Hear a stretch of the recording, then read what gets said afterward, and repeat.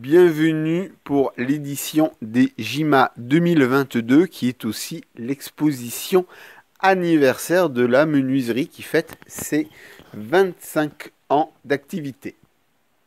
Donc pour cette table, que des inédits. Vous n'avez jamais vu ces outils-là si vous aviez déjà visité l'exposition, effectivement des outils anciens qui étaient en décembre, avant évidemment l'apparition du virus. Donc ce sont des outils qui appartiennent tout simplement à un ancien menuisier tonnelier de mon nez même, donc du siècle dernier. Ils ont été retrouvés, la maison a été achetée, le propriétaire, donc Anthony, en a fait don à l'exposition. Donc voilà, je vais vous présenter tout simplement un peu ces outils pour l'exposition virtuelle. Donc comme je l'ai dit, beaucoup d'outils de tonnelier et évidemment, on va démarrer par le plus gros, le jabloir. Voilà que je vous présente ici, qui a été malheureusement un peu mangé par les Capricornes. Donc le jabloir, alors moi je suis pas un professionnel des outils de tonnellerie, hein. Ce n'est pas évidemment mon métier, mais j'ai les livres. Donc tout simplement, c'est un rabot servant à tracer le jable, c'est-à-dire la rainure circulaire à l'intérieur du tonneau dans lequel viendra s'insérer le fond. Un peu en dessous, donc on a l'herminette. Donc l'herminette, ça permettait donc à l'époque, avec la hache, évidemment, de préparer le morceau de bois, la poutre, tout simplement, qui permettait de travailler.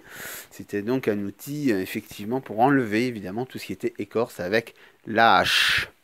On passe tout simplement, donc derrière, on a un petit guillaume arrondi.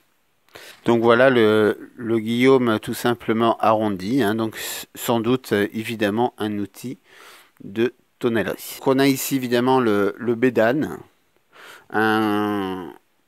J'ai rarement vu un outil de ce style avec un tel manche. Il est assez imposant. Donc voilà, hein, c'est solide, on devait l'avoir évidemment bien en main, donc je ne l'ai jamais utilisé. Donc, mais je pense qu'il a été particulièrement bien conçu. On a ici une scie de serrurier. Tout simplement, ça s'appelle la pénétrante. C'est ce qui permettait donc d'agrandir les trous. Donc on fait toujours un trou, hein. Il n'y a que pour les stagiaires, évidemment, qui cherchent des mèches carrées pour faire des trous carrés. Sinon, c'est très bien qu'un trou à la perceuse, au vilebrequin ou compagnie, c'est toujours rond. Donc pour faire l'entrée de la clé, on avait besoin d'une pénétrante. C'est comme ça son petit nom. Donc ici, il y a un outil. Est-ce qu'on a besoin de le présenter? Évidemment, c'est un compas ancien, tout simplement en bois. Il marche bien. Alors quand je l'ai nettoyé, donc tout simplement, et c'est un peu défait parce qu'il manque la partie extérieure, bien évidemment. Mais sinon, il marche très très bien, il coulisse bien si je remplaçais évidemment ce qui sert le boulon et que je réparais le bois, mais ce que je ne vais évidemment ne pas faire car je reste dans des outils qui doivent garder le charme tout simplement ancien. On continue avec un petit rabot. Donc là c'est le pur classique des rabots, hein, tout simplement. C'est le rabot simple. En dessous du rabot, on a une petite doucine. Donc c'est un rabot qui vient de l'atelier donc de mon nez, donc qui était tonnelier, il n'y a aucun doute dessus. La trace des tonneaux étant très visible, mais il y avait aussi des outils tout simplement de menuiserie, ce qui prouve qu'il faisait bien les deux. Donc on a une doucine, c'est que décoratif, c'est magnifique, j'en ai plusieurs dans cette exposition, celui-là le rajoute. Donc en dessous de l'herminette, on a un guillaume. Ce guillaume a une particularité. Il est particulièrement abîmé, mais il était abîmé, je pense, très vite dans son origine. Ce qui est intéressant sur ce guillaume, c'est tout simplement cette pièce en bois qui a été tout simplement rajoutée. Donc il y avait certainement un problème de stabilité et les deux bois n'ont pas tenu assez rapidement.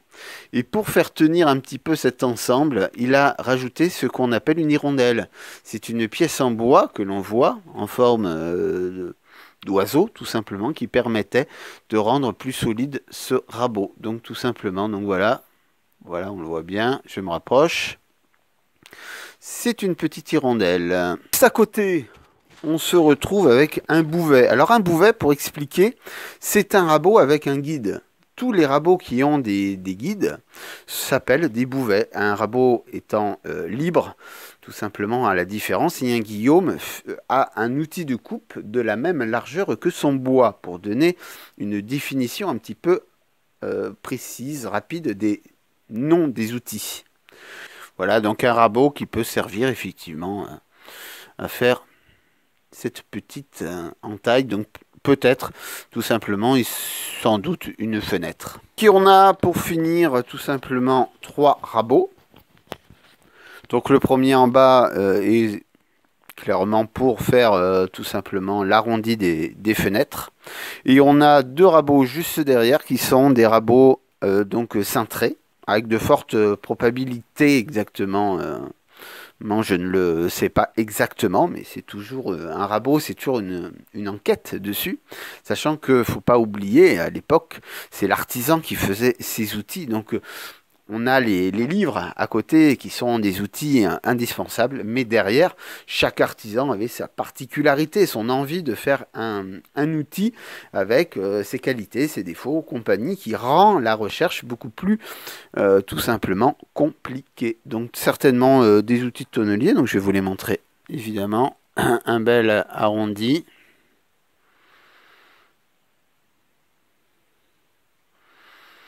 Et puis la chose évidemment qui rend la description possible, tout simplement sa forme, tout simplement ses dimensions qui doivent permettre de trouver. Alors comme ils viennent d'arriver évidemment, l'enquête ne fait que commencer pour savoir exactement ce qu'ils font entre guillemets ou les recherches dans les ouvrages. Voici tout simplement le deuxième. C'est ici que je vous laisse tout simplement en vous disant quand même, on va parler de la peinture, hein, tout simplement avec en cire une pièce évidemment qui est magnifique, que je vous laisse découvrir avec le canigou, les champs de pêcher, tout simplement, qui est en cire de miel.